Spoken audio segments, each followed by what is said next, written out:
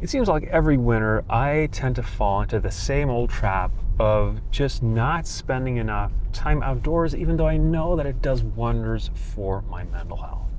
And so, in the spirit of taking away at least two excuses, the cold and the rain, here's a review of the Mammut Treeline HS Thermo.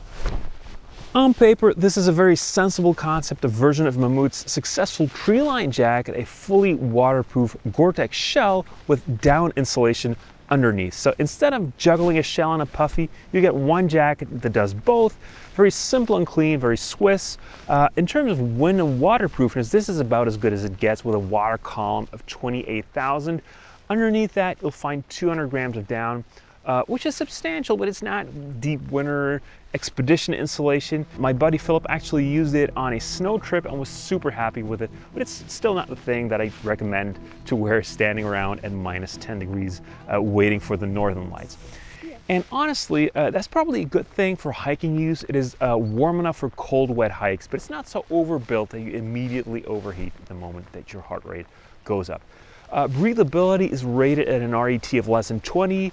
In Gore-Tex terms, that's fine for walking, but without pit zips, there's limited ventilation if you really start pushing the pace.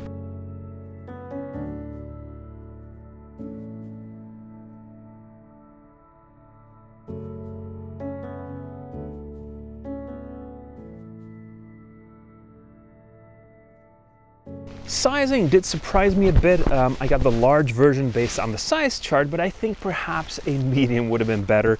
They do advertise it as a relaxed fit, and I probably should have paid more attention to the photos, because if that guy's wearing a small, then I don't have any business ordering a large. So if you're in between sizes, I would consider sizing down, especially if you don't plan on layering underneath. Feature-wise, this is quite clean. There's no dedicated chest pocket, though there is one right here behind the stern flap. The hood works as advertised, and everything cinches down nicely to keep warmth in. It's got strong green bona fides with recycled down and polyester, no PFCs in the Gore-Tex shell. Also, the excellent wind and waterproofness on paper make it a contender for a winter bike, commuting jacket, but you should keep in mind that it has no reflective detailing, and the hood also doesn't cinch in a way that makes it move with your head, which on a bike is obviously safer. Mammut is a contender for the much coveted title of the European Patagonia. Along with brands like Fjallraven and Vaude, they've got solid trail credentials, a broad lineup, technical heritage as well. But while Patagonia leans more into that crunchy, retro fleece nostalgia, Mammut feels a bit closer to a brand like Arc'teryx. Clean lines, serious colors, technical minimalism, very Swiss. They do have a habit of always putting their logo on the back of jackets as well, which I don't necessarily care for, though I guess is just their way of saying we are proud of the stuff we make. And there is something about outdoor gear and branding that can be a little weird, but also interesting. Mammut recently ran a campaign with a line, not a streetwear brand, and that was a thinly veiled jab at the big outdoor brands like the North Face being more popular on the street than on the trail. And it's no surprise that brands embrace their streetwear appeal, since the market for streetwear is almost 10 times as large as the outdoor apparel market. So there's a ton of money to be made. And you also get why people buy these brands for everyday use. It's the same reason that the outdoors as a hobby perform really well on dating apps.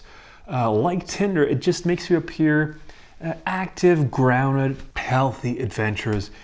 And in the case of Patagonia and Arc'teryx, also rich. Now, the other side to that coin is actual hikers, actual climbers being less than thrilled when their brands start selling everything from cheap polyester fashion pieces to Himalayan down suits, because it becomes harder to know what to trust. And Mammut's campaign seems to say, we're not doing that. We're making functional gear for the actual outdoors, period. Which does make it slightly ironic that I'm reviewing this particular jacket, because the Treeline isn't hyper-technical alpine gear. It actually performs really well for everyday use, for commuting, weekend walks, and stuff like that. For true multi-day trips, I would still probably prefer a separate shell like the non-thermo Treeline jacket if we're staying within Mammut's lineup, combined with a puffy. Probably about the same price, but more modular, more adaptable when conditions change or when your sleeping bag turns out to be not warm enough, and that's just one instance where a separate puffy can be a great thing to have. Now, that shell plus puffy combo will be slightly heavier though, because the Treeline is actually fairly light for what it offers, and in terms of convenience, ultimately, of course, it all depends on how often you get out there. The reality, I think, is most of us spend more time in town than on summits. And for everyday life, weekday commutes, short hikes, cold, rainy walks, a jacket that's warm, fully waterproof, reasonably light, and doesn't look ridiculous in a cafe does make a lot of sense. So if you like the styling and you're curious about the Mammut as a brand, there are definitely worse places to start than the Treeline, just maybe sized out.